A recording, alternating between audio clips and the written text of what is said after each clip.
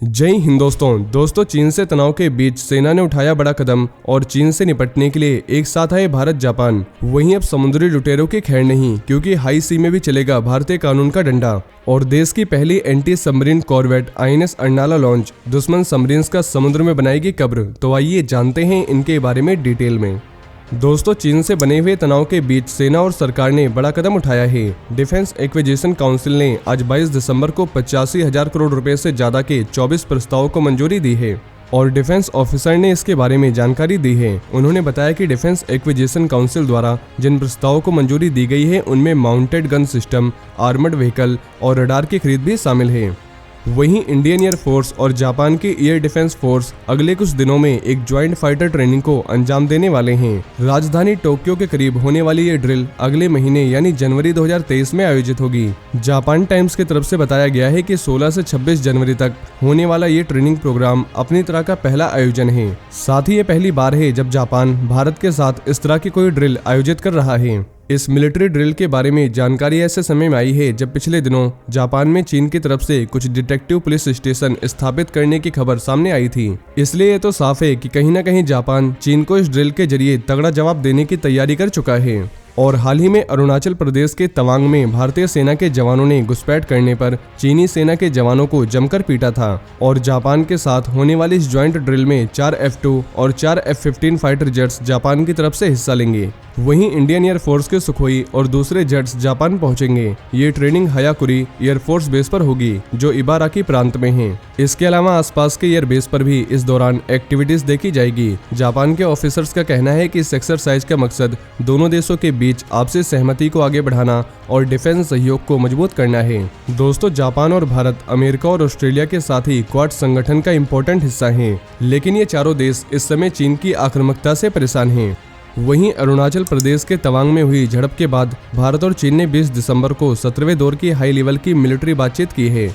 इस दौरान दोनों पक्ष जमीनी लेवल पर स्थिरता बनाए रखने पर सहमत हुए हैं। साथ ही पेंडिंग मुद्दों के समाधान पर भी ध्यान दिया गया। इससे पहले दोनों देशों के बीच 16वें दौर की बातचीत 17 जुलाई को हुई थी और इस दौरान भी कुछ मुद्दों पर सहमति बनी थी। वहीं 17वें दौर की बातचीत के दौरान दोनों पक्षों ने खुले और क्रिएटिव तरीके से पश्चिमी क्षेत्र में LAC के साथ रिलेटेड मुद्दों के समाधान पर भी बातचीत की है। इसके अलावा दोनों देश संपर्क में रहने और मिलिट्री एंड डिप्लोमेटिक चैनल्स की मदद से बातचीत बनाए रखने और बचे हुए मुद्दों को निपटाने के लिए जल्द से जल्द काम करने पर सहमत हुए हैं। वहीं इंडियन नेवी के लिए देश का पहला anti submarine warfare shallow watercraft INS Arnala launch हो चुका है। इसका निर्माण Garden Reach Shipbuilders and Engineers ने किया है। साथ ही लॉन्चिंग तमिलनाडु के कट्टीपल्लू स्थित लॉर्सन एंड टूब्रो शिपयार्ड में किया गया। दोस्तों, नेवी के लिए ऐसे 15 और बैटल शिप बनाए जाएंगे। गार्डन रीच शिप बिल्डर्स ने दावा किया है कि इस बैटल शिप को तय समय पर नेवी को सौंप दिया जाएगा। इससे नेवी की ताकत में बढ़ोतरी होगी। वहीं तटीय इलाकों की पेट्रोलिंग और दुश्मन की सबमरीन्स की खोज और जरूरत पड़ने पर उन्हें बर्बाद करने में ये मदद करेगा। इस शिप की खासियत यह है कि ये पानी में आवाज नहीं करता, इसलिए इसे साइलेंट शिप भी कहते हैं और नेवी ऐसे 16 कॉर्वेट्स बनवा रही है। वैसे INS अर्नाला में कॉम्बैट मैनेजमेंट सिस्टम है। साथ ही ये हल्के टॉर्पीडोज से लैस है और इसमें एंटी सबमरीन रॉकेट्स भी लगाए गए हैं जो दुश्मन की सबमरीन्स की कबर समुद्र के अंदर ही बना देंगे। इस शिप पर 7 ऑफिसर्स के साथ 57 सेलर्स तैनात हो सकते हैं और करीब 47 किलोमीटर प्रति घंटे की मैक्सिमम स्पीड के साथ ये चल सकेगा। वैसे ये 88% स्वदेशी है।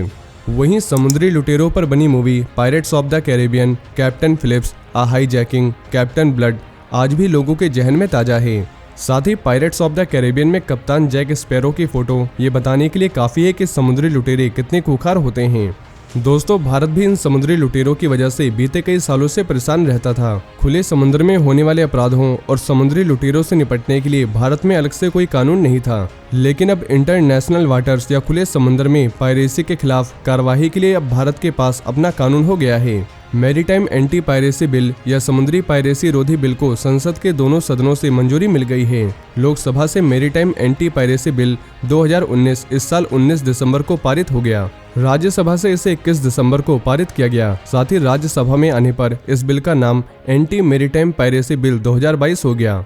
वैसे बिल पर राष्ट्रपति के सिग्नेचर होते ही ये कानून का रूप ले लेगा। विदेश मंत्री एस जयशंकर ने दोनों सदनों में विधेयक पर चर्चा का जवाब देते हुए बताया कि आईपीसी और सीआरपीसी में समुद्री क्षेत्र में पायरेसी से होने वाली समस्या से निपटने के लिए कोई प्रावधान नहीं था, इसलिए सरकार इस बिल को लेकर आई है और भारत में लंबे समय से इस तरह के कानून की जरूरत महसूस की जा रही थी।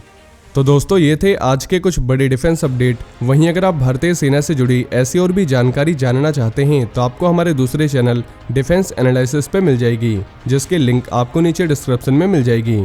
और ये इन्फॉर्मेशन अगर आपके लिए यूजफुल रही हो तो वीडियो को ज़्यादा से ज़्यादा शेयर करें और चैनल को सब्सक्राइब करना न भूलें। जय हिंद, जय भारत।